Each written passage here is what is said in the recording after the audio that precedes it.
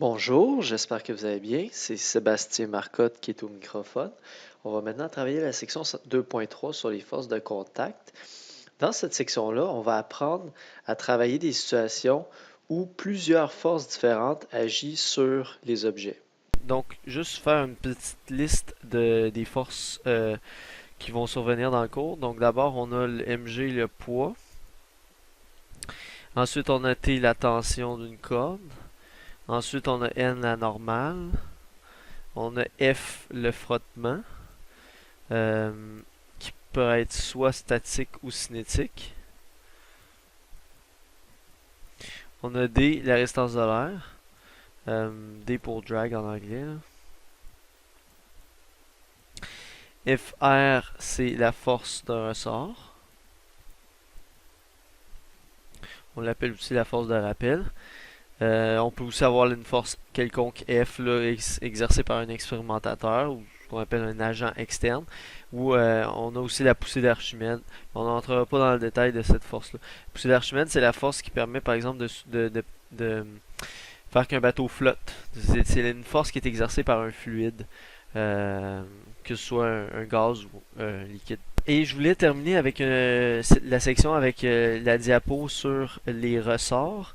Alors, un ressort, on va traiter là, dans certains problèmes avec ça. Alors, nous autres, on considère ce qu'on appelle, dans les problèmes, on va considérer des ressorts idéaux. Des ressorts idéaux. Un ressort idéal, en fait, en physique, c'est un ressort qui peut à la fois être comprimé ou étiré. Ce qui n'est pas le cas de tout ressort réel. Ok, il y a certains ressorts, comme par exemple des ressorts qu'on utilise en laboratoire, là, vous les observez. Il y a des ressorts qui ne peuvent pas être comprimés, ils peuvent juste être étirés. Donc, parce que les spires sont déjà comme collées une sur l'autre. Bref, alors un ressort idéal, c'est donc les ressorts qu'on utilise dans les problèmes, là, c'est des ressorts qui peuvent à la fois être comprimés et étirés. Et on va dire que le ressort est à sa longueur naturelle, L nat, longueur naturelle, lorsqu'il est ni étiré ni comprimé. Okay? Donc vous le laissez tout seul comme ça, sans aucune force dessus, et il va être à sa longueur naturelle. Ce qu'on appelle l'étirement du ressort, ça va donc être, on va le définir par la lettre E, et ça va donc être la longueur actuelle du ressort moins sa longueur naturelle. Ça va donner l'étirement du ressort. Donc, autrement dit, si par exemple vous avez le ressort, il mesure présentement 12 cm, mais sa longueur naturelle c'est 10 cm, ça veut dire que vous l'avez étiré de 2 cm. Il n'y a rien de bien sorcier ici. Par contre, ce que ça veut aussi dire, c'est que si, mettons, la longueur actuelle du ressort, c'est 8 cm, puis que sa longueur naturelle, c'est 10 cm, ça veut dire qu'il y a un étirement de moins 2 cm. Mais si sa longueur actuelle, c'est 8 cm, dans le fond, ce que ça veut dire, c'est que vous l'avez comprimé. Parce que sa longueur naturelle, c'était 10.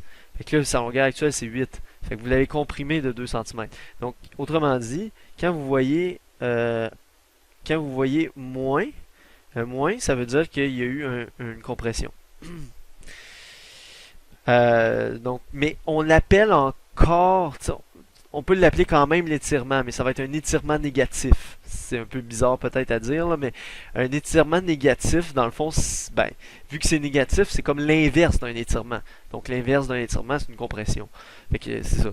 Fait que le concept, c'est ça. Un étirement négatif, c'est l'inverse d'un étirement, donc c'est une compression. C'est un peu ça l'idée. Le ressort cherche toujours évidemment à revenir à sa longueur naturelle. Donc si vous l'étirez, il veut raccourcir pour revenir à sa longueur naturelle. Si vous le comprimez, il veut rallonger à sa longueur naturelle.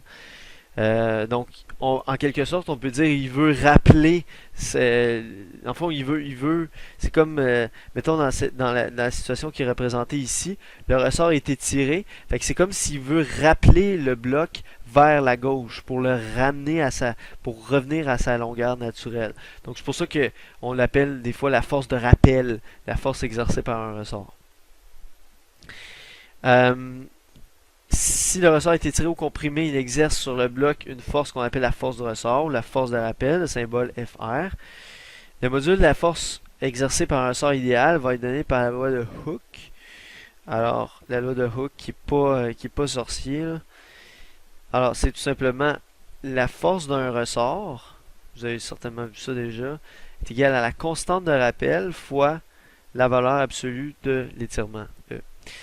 Donc, le, la constante de rappel ici est en newton par mètre. Et l'étirement en mètres, ça va nous donner une force de rappel, une force de ressort en newton. Dans le fond, c'est logique cette équation-là. Ce que ça veut dire, en fait, c'est simplement que le K, en fait, le K, il mesure la raideur de votre ressort. Donc, c'est la constante on appelle la constante de rappel, la constante du ressort ou la constante de raideur.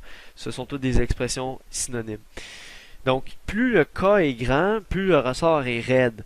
Par exemple, un amortisseur d'automobile, c'est un ressort qui est très raide. Donc, autrement dit, ça prend très raide ou très rigide, autrement dit.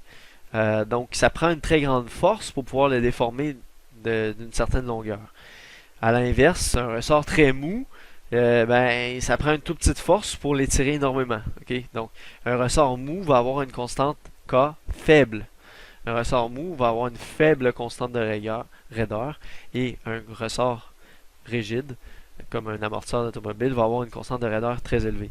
Donc, la logique, c'est simplement que pour un certain étirement, plus la constante de rappel est grande, ben, plus votre force de rappel va être grande. C'est logique. Okay.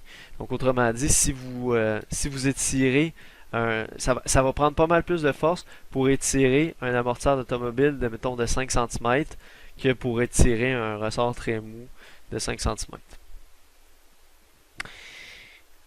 Et l'étirement est en valeur absolue. Donc, en fait, ça n'a aucune importance que ce soit un étirement ou une compression de 5 cm, ça va mener à la même force. C'est ça que la valeur absolue nous dit finalement.